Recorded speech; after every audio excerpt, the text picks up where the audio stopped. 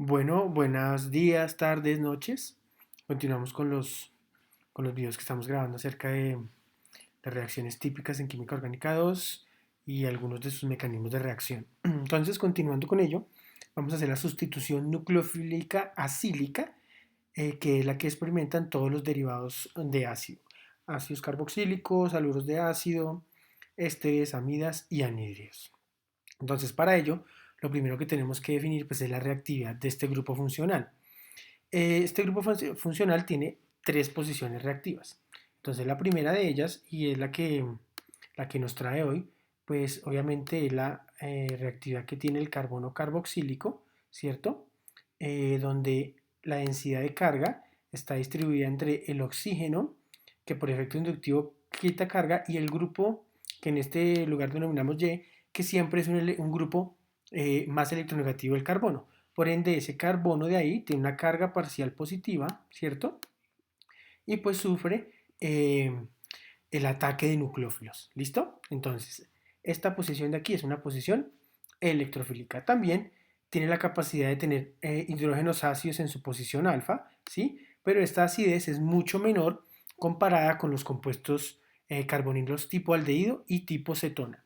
Se puede incrementar esa acidez si yo aquí en el grupo R tengo un grupo electroatractor de electrones como un grupo nitro. Pero siempre, si hablamos de acidez de los protones alfa, serán predominantes tanto los aldehídos como las cetonas.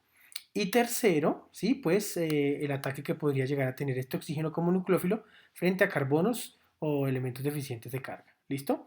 Entonces ya sabemos que esta posición puede llegar a ser nucleófila, negativa o parcialmente negativa, y este carbono de aquí parcialmente positivo. ¿Listo? ¿De qué depende la reactividad? Pues de que sea Y, ¿sí?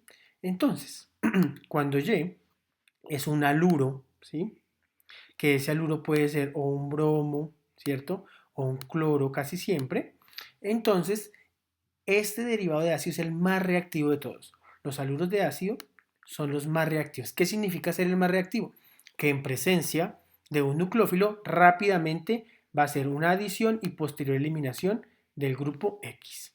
Si seguimos hablando de reactividad, en ese orden, los que siguen son los anhídridos, ¿sí? Si yo no tengo disposición de formar o los reactivos suficientes para tener un haluro de ácido, entonces paso en la escala de reactividad a los anhídridos. Los anhídridos son compuestos, una especie de dímeros de ácidos carboxílicos, sí, que pueden ser mixtos o pueden ser asimétricos.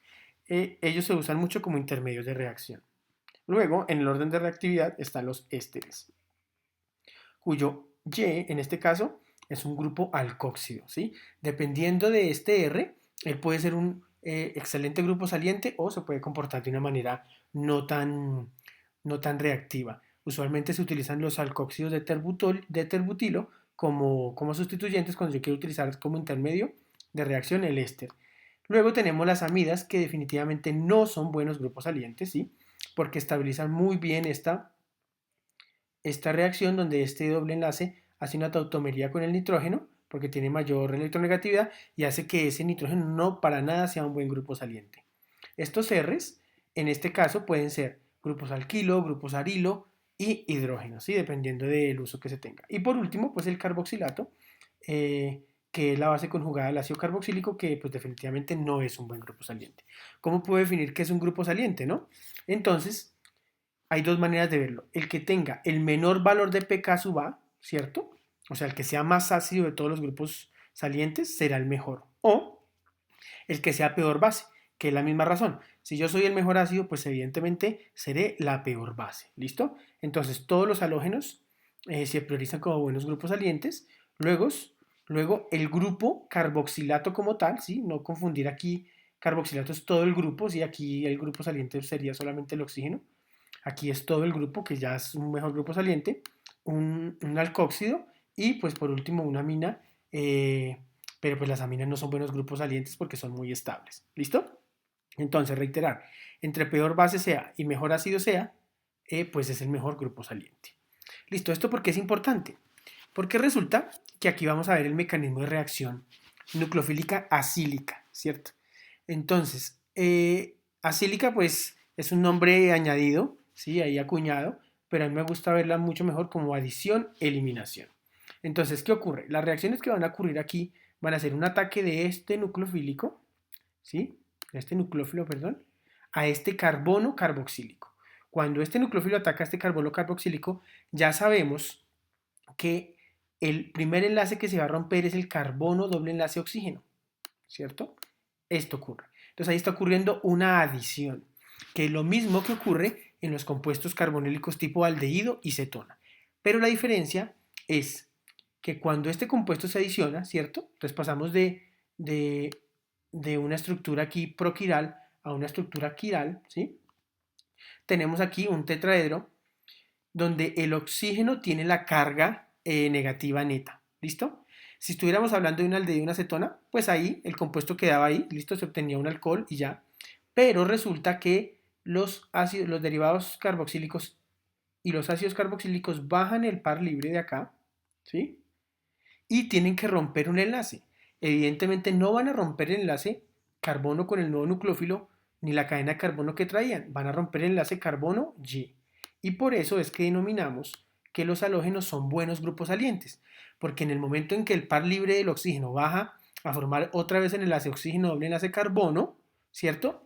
El enlace carbono-Y pues se rompe, ¿cierto? Cuando se rompe, pues tenemos el compuesto, otra vez derivado carboxílico con un nuevo sustituyente y el grupo Y como grupo saliente libre. ¿Listo? Entonces, ¿de qué depende que estos equilibrios vayan hacia los productos? Pues de que el grupo saliente sea bueno. Cuando tenemos como grupo saliente cloro, ¿cierto? Pues estos casi que ni siquiera tienen equilibrio, ¿sí? Van derechito, derechito, ¿sí? Cuando tenemos un grupo saliente como un éster, también suelen ser muy rápidos, también suelen ser muy rápidos, ¿sí?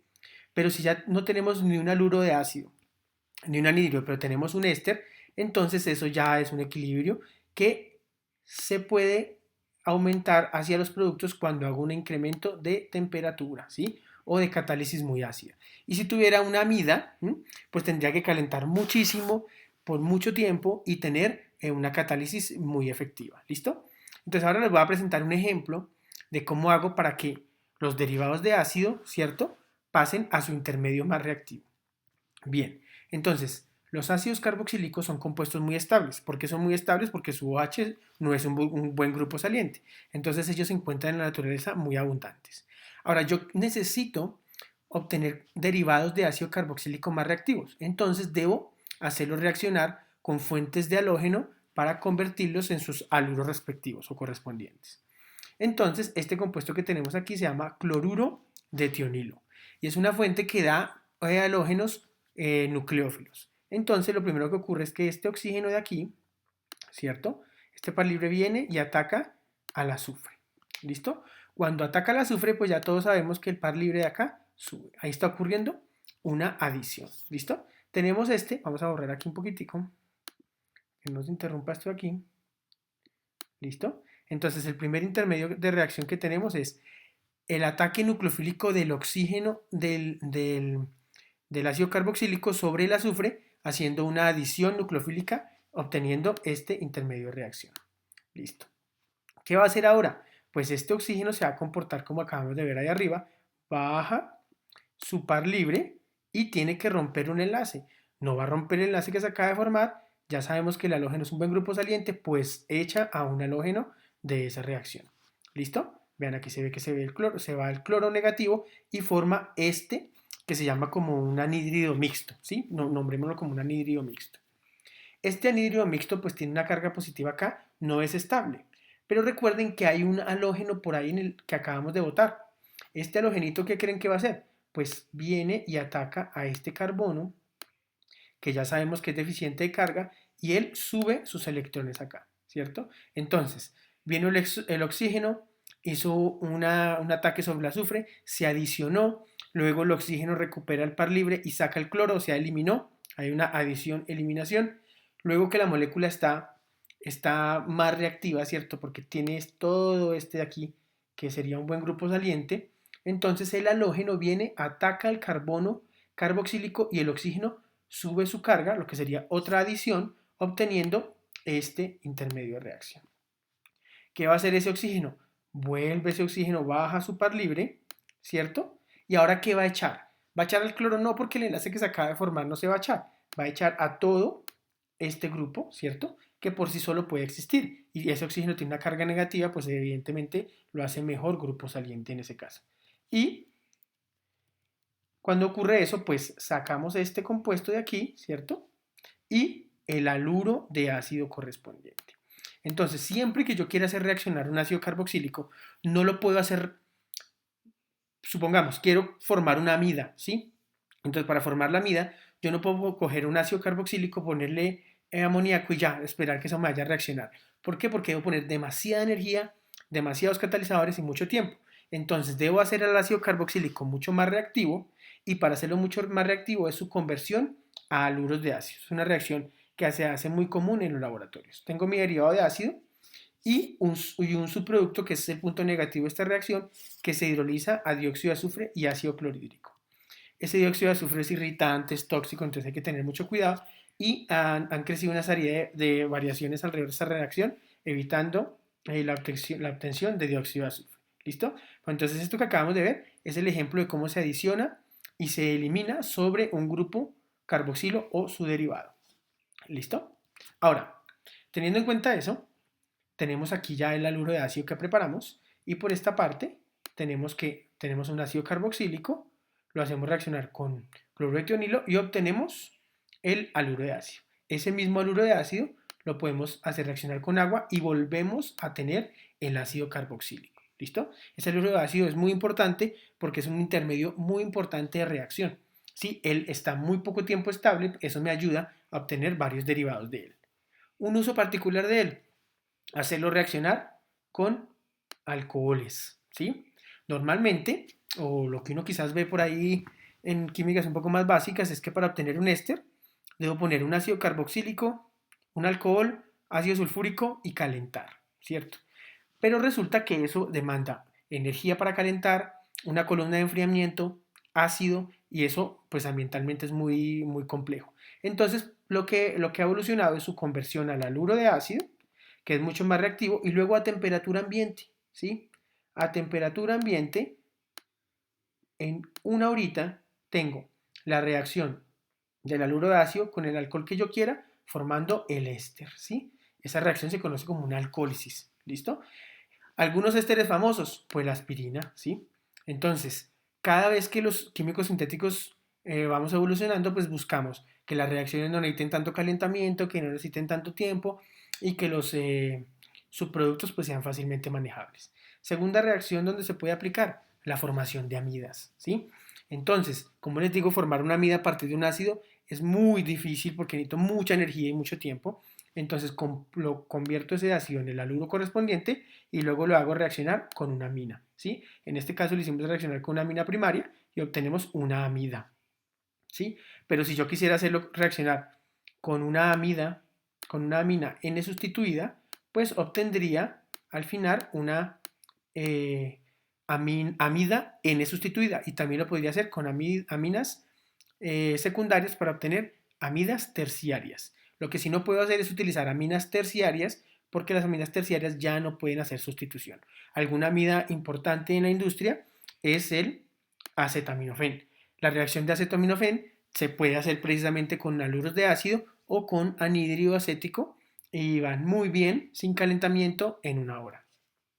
Y también este haluro de ácido reacciona con los carboxilatos para producir anhídridos. Esto es una ventaja porque la síntesis tradicional de anhídridos se hacía a partir de dos ácidos carboxílicos del mismo y obtenían compuestos anhídridos simétricos, ¿sí? Pero en el momento que nos dimos cuenta que los anhídridos tenían varias funciones, entonces se empezaron a usar se empezaron a preparar a partir de derivados de ácido y obteniendo pues su anhídrido correspondiente en un medio ácido. Importante, este medio ácido en esa reacción casi siempre sale como cloruro de hidrógeno. Entonces el cuidado que hay que tener es tener una trampa para que capture esos vapores, una trampa de hidróxido de sodio diluido para que capture esos vapores y tenemos cloruro de sodio y no pasa nada. ¿Listo? Y siguiendo con esa importancia, pues el ácido carboxílico también, su grupo funcional pertenece a un fármaco como el ibuprofeno. Listo, espero que les haya gustado. Gracias.